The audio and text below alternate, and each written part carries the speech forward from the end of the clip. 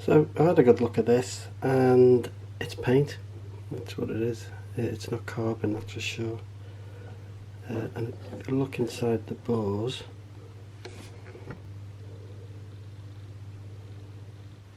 next bit of the teardown is to remove the bits from the frame. So we'll start off at the front. I always start off at the front to allow the bike to rock back onto its rear wheel, and it's nice and light then to remove. So first of all, I'll start off by removing the front fender so we don't damage it by dropping stuff on it. This is the Speedometer drive cape. Some moisture's got in that somewhere, it's a bit worrying. When we get this off, so let's pull that through there.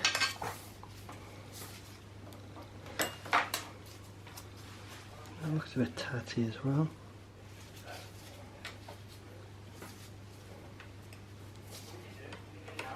I'm just taking this off just to give us a little bit of clearance.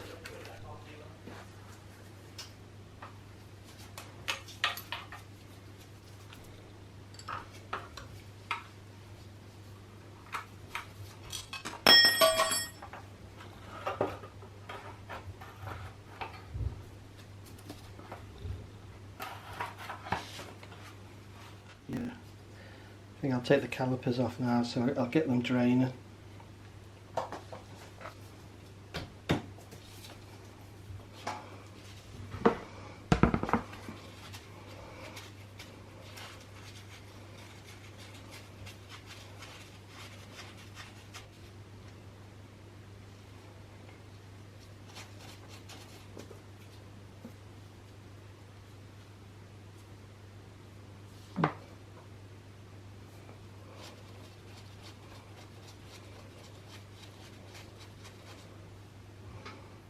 I can't remember when I changed these, because it did have originally steel braided ones, which obviously give you a better feel because they don't, there's less elasticity in the tube, so when you press the brake your hydraulic force is acting directly onto your piston.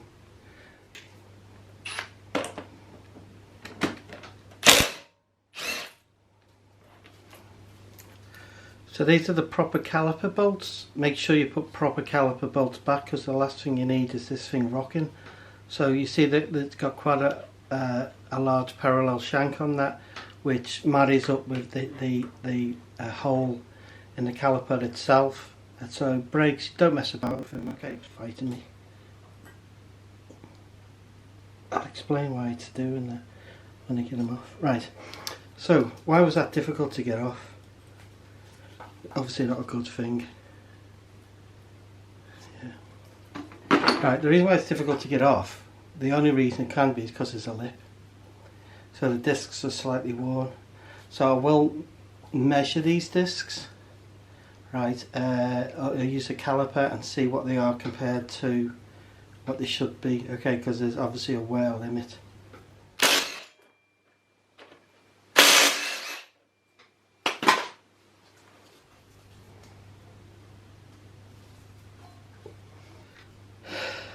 So I can see the piston, and the piston looks pretty good. I'll take the pads out. There's an anti-vibration shim in here, which you need to get out to have a quick look at. Make sure that hasn't corroded. So as a quick FYI, I use these for gloves. I'll go through probably 10 pair every session I'm in here, so I'm in here for about 2 hours at a time. That's all I can do. Otherwise my wife starts moaning at me. That's not true, that's not fair, but it is true. So I'll strip the headstock now. I was just looking at this. Right, this is the original switch from the bike, and what I did was obviously painted it, and then I bought one of the kits with the stickers in it, and I stuck all the stickers on and then lacquered the thing, and I think it looks alright. Do you know? I think it looks okay. So I'm not going to change it, even if there are some better ones available. Things like this I must have changed. But other than that, I think it looks good. So I'll change it. These are pattern mirrors. Getting the originals are both incredibly difficult and also incredibly expensive. When they come on, when the height of these bikes, which is probably about 5 years ago now, the height of restorations of these bikes, maybe more, maybe 10 years ago now, you know, when stuff like this came up, just like with exhaust, they just went crazy prices. So these are about as good a pattern ones as I could find. I do actually have an original set, but the tatty, and I'd rather have these on the bike.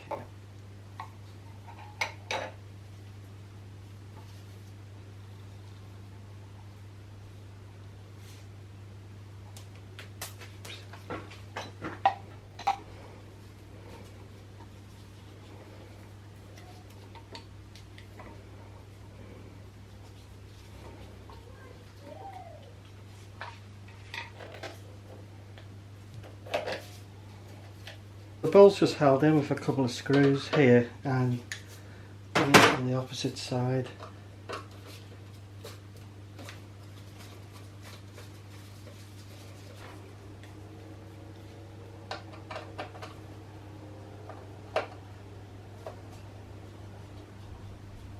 So you're probably maybe looking at 40 quid or something, I guess.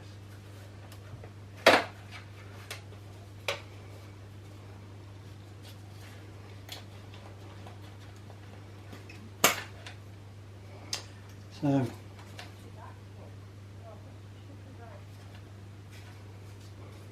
I'm just showing this to the camera. Right, so we have brown, small white, blue, small red, green, goes to common black.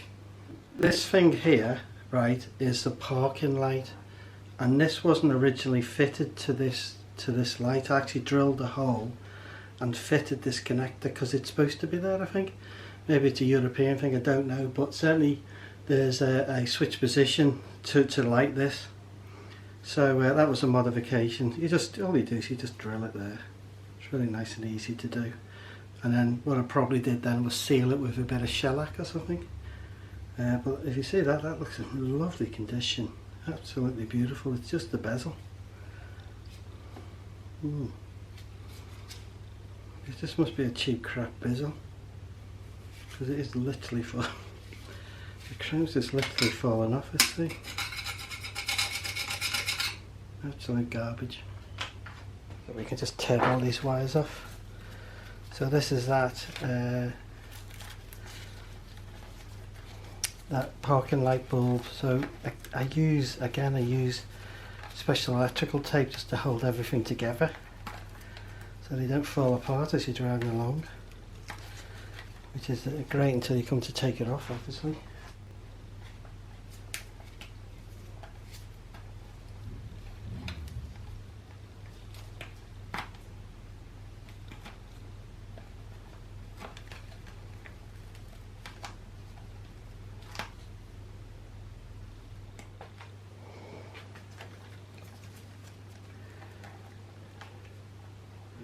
Don't. That's off. Nice big chunky connectors here. So this one, dark brown to dark green. Right, red off, that's off. I think we're good to pull this off. Let's take it off.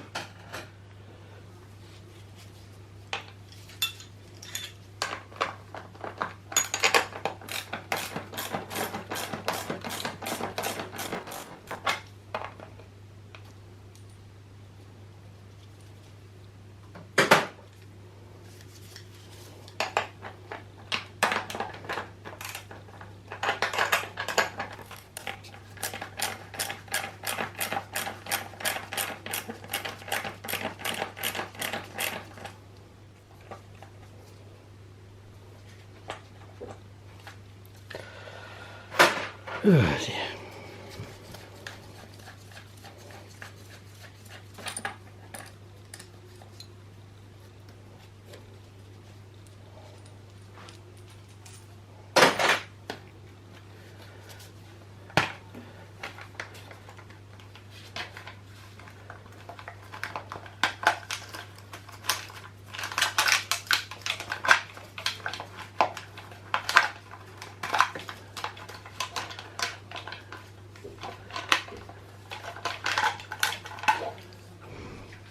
So this is a pattern. This is a pattern new bowl, right? It's okay. It's polycarbonate. It's pretty tough. The one thing I've never got is this bit here. There's a piece that hangs down at the back here, and the idea is that it firms up the bowl, right? It stops it moving around.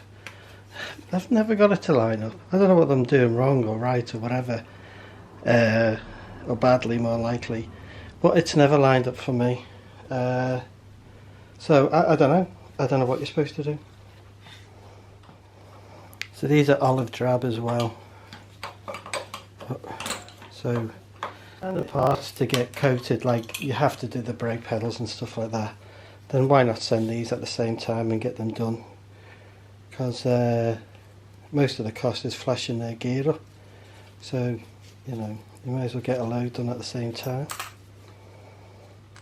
I don't know if you can see that, but that's a remnants of Loctite. So I do Loctite a lot of stuff. I've probably talked about this before, but if you've Loctited a bolt or something and it's really tight, nearly all Loctite, and I do mean nearly all, release at 85 degrees C, right? It's just what they do, right? We even glue propellers, these massive house-sized propellers, onto ships using Loctite, and again, to get them off, they just heat them up, and that Loctite releases. So if you can get up to 85 degrees C, the Loctite, the nut lock or whatever will release, and you can get that with a heat gun. You know, you don't have to use an oxyacetylene torch or something and get it red hot to get it off. Just warm it up, get it above 85, and off it'll come. Have that Loctite on and make sure you clean the threads just with a bit of a wire brush or something. You have to go.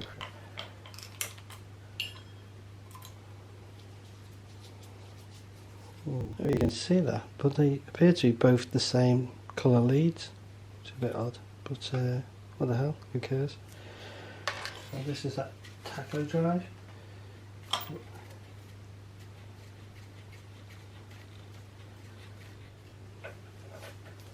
Cable's falling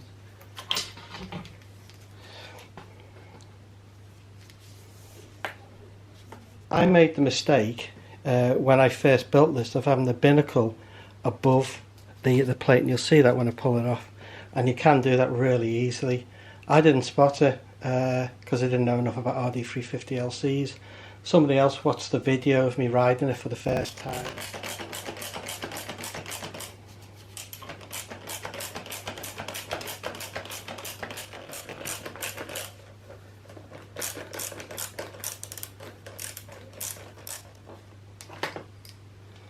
Yes, that's a binnacle off. So that's, I don't know if you saw that, but it actually came underneath here. I fitted it originally above here, so it's about an inch too high. One thing you notice about this is the Japanese writing, and that actually says Yamaha. So the original British one does say Yamaha in English writing. Now it's really frustrating, but nearly every single one you get of these, replacement of these, have the Chinese writing, and you always have somebody saying, oh, it's a Chinese copy, do the whole bike. So they do come up every now and again with Yamaha. If you see one, if you're thinking about doing one of these bikes, and I mean if you're even thinking about doing it and you see one, they're exactly the same price as these ones with the Yamaha writing, just buy it, because somebody might like me will buy it off you and you get all your money back.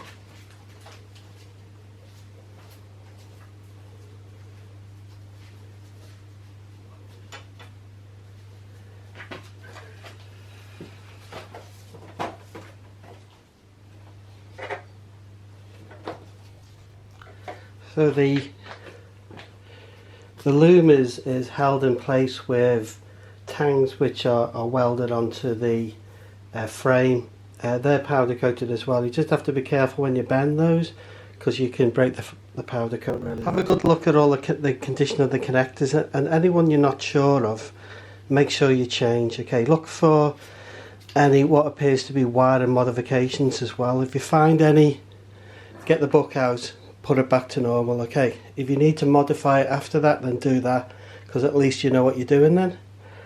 You can get yourself into a world of pain if you try to, you know, make changes on top of other people's modifications. I don't know whether I did this, I'll be honest with you. Yeah, I don't normally like taping them, but sometimes you have to. What I would say as well, if you say that section you wanted to put shrink tube on, then obviously you can't get past these with shrink tube. If you look here, hopefully, if you have a very small screwdriver, I mean I'm talking about probably a mil, you know, 2 mil at the most. If you just push it into there, these connectors will come out, and then you can put the shrink tube on and then push them back in again. Really easy, do it all the time then to clean these connectors properly. So yeah, this is a really nice loom. No recollection of it, but there you go. Yeah, really nice. So I don't think I'll be doing anything to that. So I used a lot of these flanged Allen bolts building this bike. See like that? Because I really like these. I was building a car at the time, and they're stainless steel, so they last really well. But they're obviously not in period, so I may go back to screws. I'll see what's supposed to be fitted. This is just a plastic piece. These are very, very cheap, readily available. If it's any damage on them, just change it. These will all get cleaned up with the stuff you get in car body kits for cleaning plastic trim. Makes them come up really nice.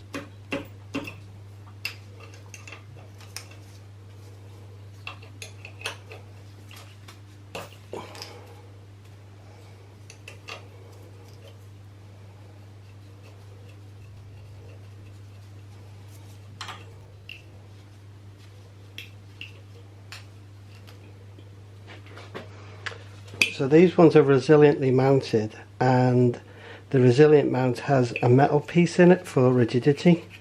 Things like this you can get, again you can get them plated. I'll have a think whether to do that. The alternative is that if they've just got a rust bloom on them, and you're just going to put them back and you won't see them, what you can do is passivate them. So you passivate it with something like this, something similar to this or this. What it does is it converts the rust into a phosphide, so it goes like a purpley colour, and that's it passivated then.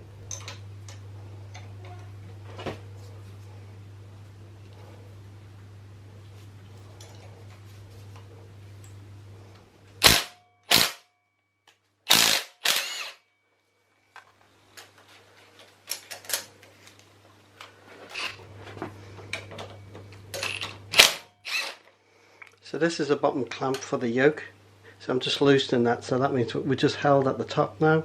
So the next thing I'm going to do is remove the wheel. So I mentioned before about split pins. When you set a split pin, just bend one leg out. You see some people and they'll bend them right the way around and all that, and it just makes them a nightmare to take out. Doesn't add anything whatsoever to its security, not a sausage.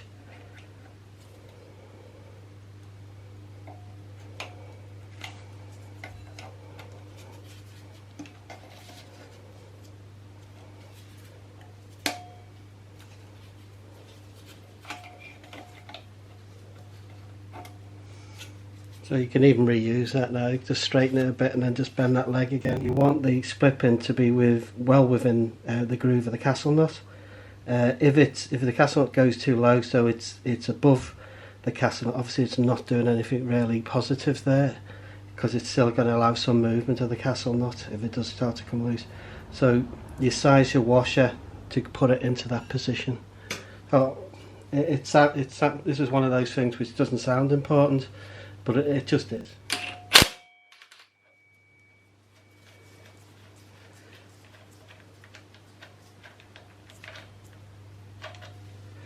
What's the thread sizes on these as well, because they can be metric fine, and if you try and put a normal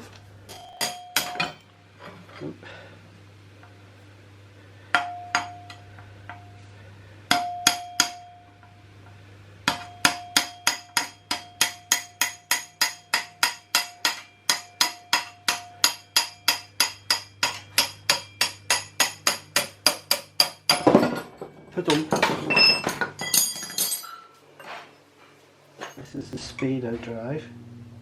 Speedo drive? That's right, isn't it? Just have a quick look inside there. So, feels quite tight. We'll replace all these bearings. It's so easy to do, you'd be crazy not to.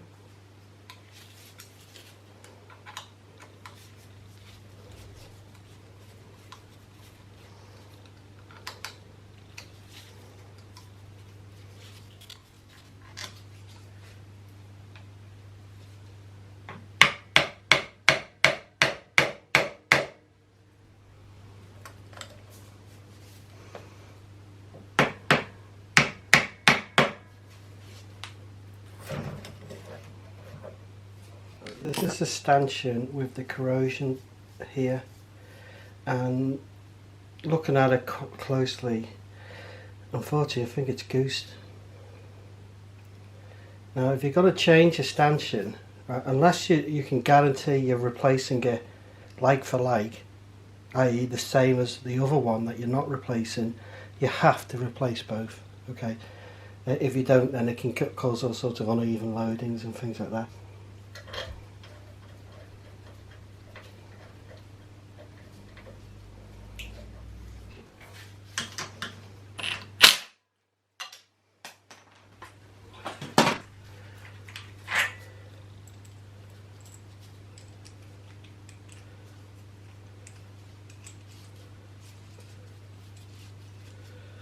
This is nice, isn't it?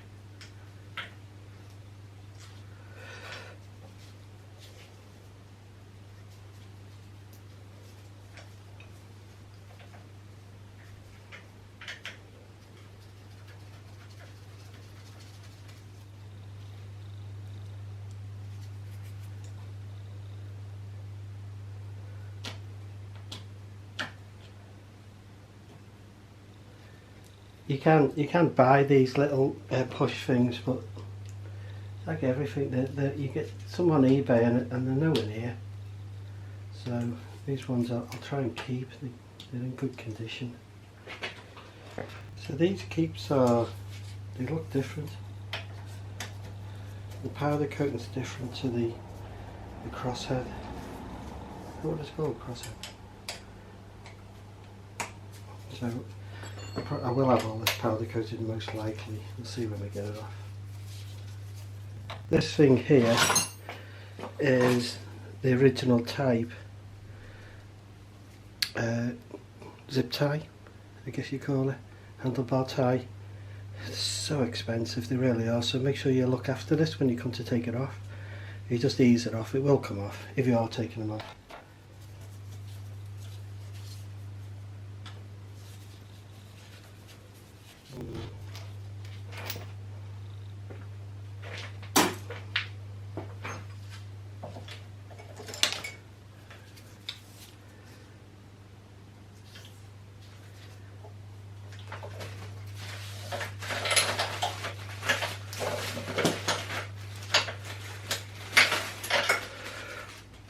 So I've just seen that this is split there.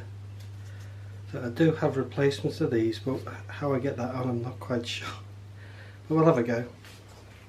These we remove this nut here, and this will come off, and that'll give us access to the nut, and then we just take the nut off and then the whole thing will drop out.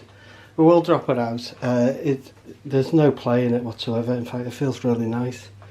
But we'll take it apart just to make sure water hasn't got in. So we'll clean the grease and things like that.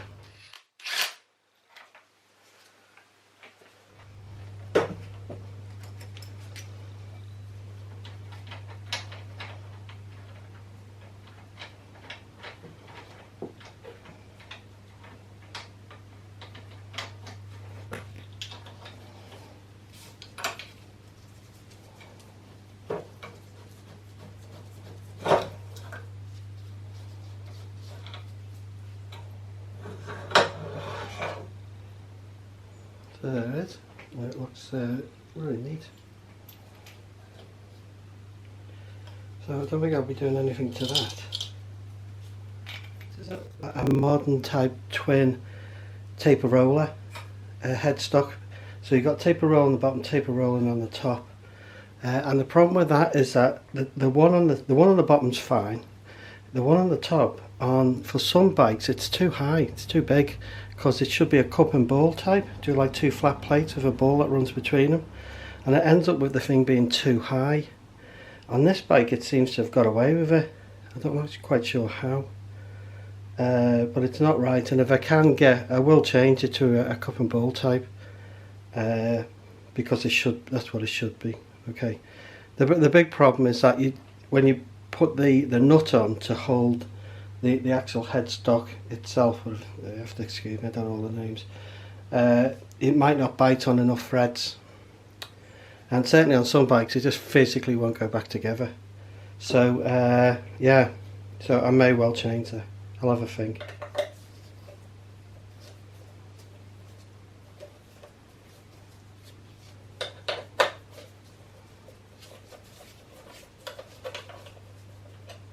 Grab rail looks pretty good, I think. You can feel some corrosion, but it may polish out.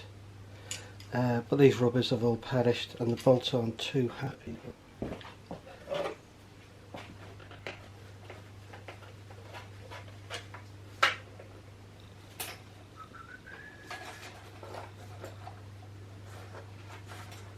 So this is a pattern light. It's okay, but it is corroded here, so I'll just replace this. I'll be honest, they're really not expensive, and you couldn't chrome it because the metal's so thin. It's like tin plate.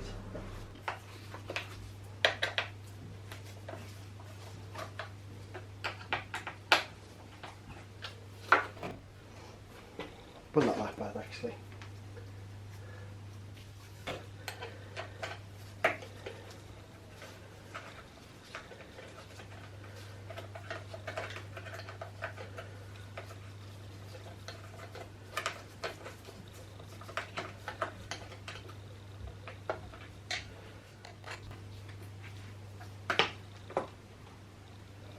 So when I put this back, I'll obviously put it back with this light mounted, because the cable run is obviously quite awkward.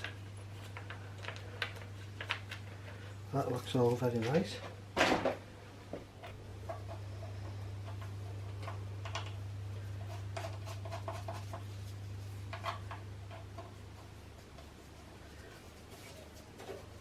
So this handle here is to help you lift the bike onto its stand.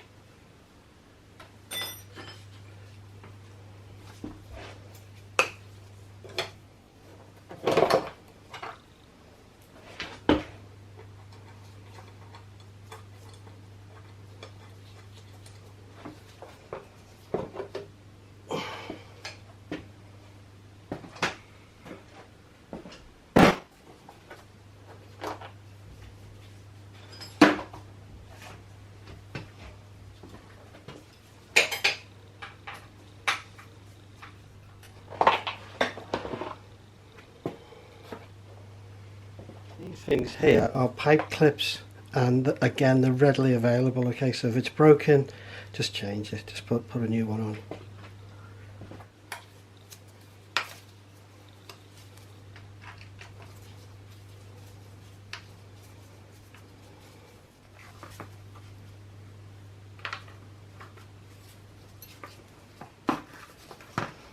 Just taking the mud guard off, chain guard off, just to stop it getting damaged when I pull the wheel off.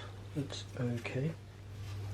So these are the tie bars. So I think I mentioned that this bike, the tie bars had either been cut off or never fitted. I'm pretty sure never fitted, so it's a very early bike then. So I did fit them because it had micron exhaust, which are really thin, and I was worried about, you know, the vibration cracking them. Okay, but what's your name? Brain damage, probably. You mean you couldn't actually communicate? Brilliant. What's the bloody point of this? On the outside.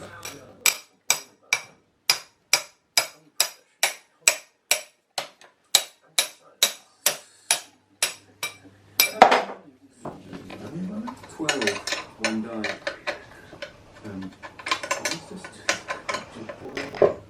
She was a chaplain at Pentonville.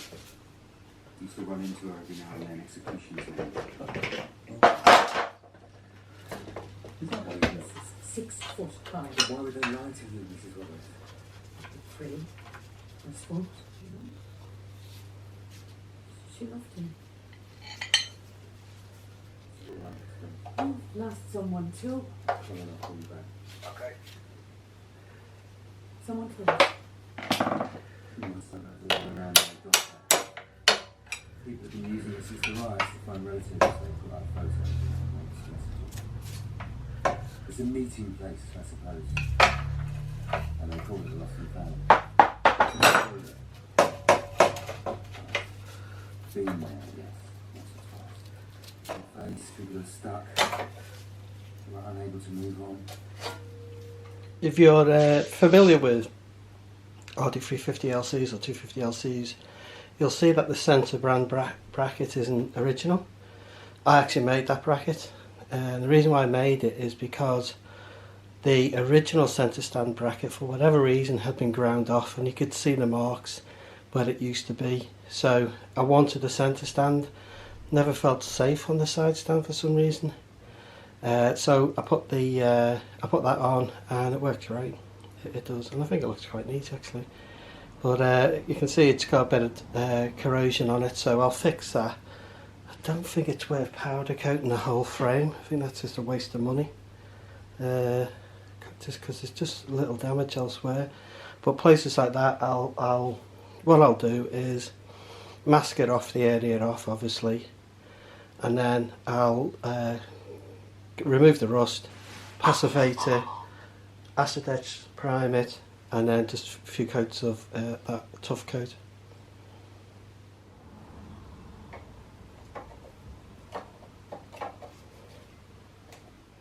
So I assume this should be a castle nut. So the castle nut will be going back on it.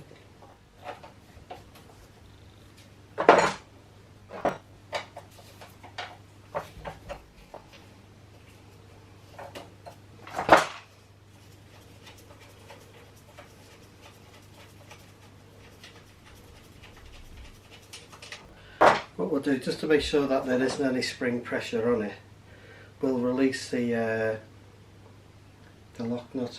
So first I'll need to measure it.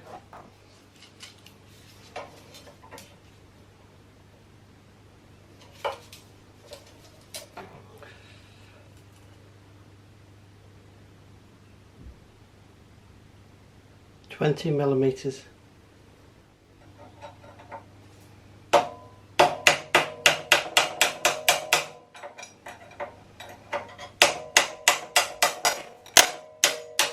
This isn't a good way to do this, obviously. You should have C-spanners for this, but I don't have any of that size. I know I don't.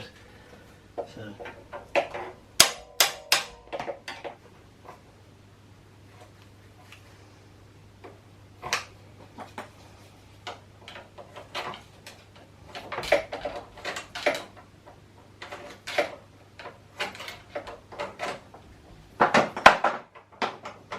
Yeah, that's loose.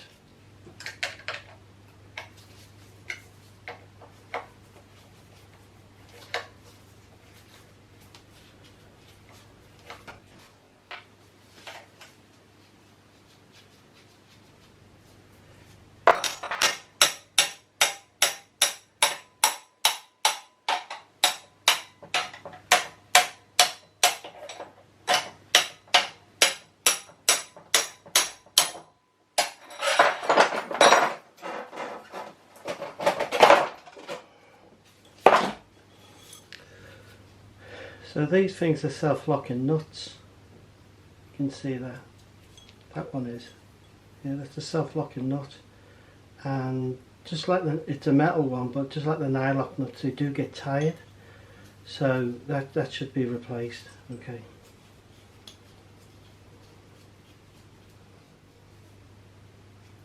So these lubricating ports push grease through these holes here. So really important before you put this back is check the bolts in super condition, probably because of all this grease. But just make sure these are free and clear. So just pump grease through and clear it all before you put it back.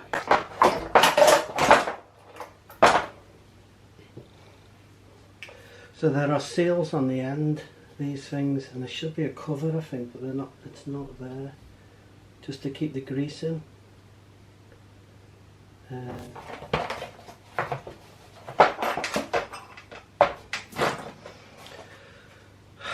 The next thing to do is to sort all the bits out, ready for sending away for powder coating and plating. So I'll do a quick video about that because I've got 2 or 3 bikes all with bits that need to go. So I'll do them all in one big go.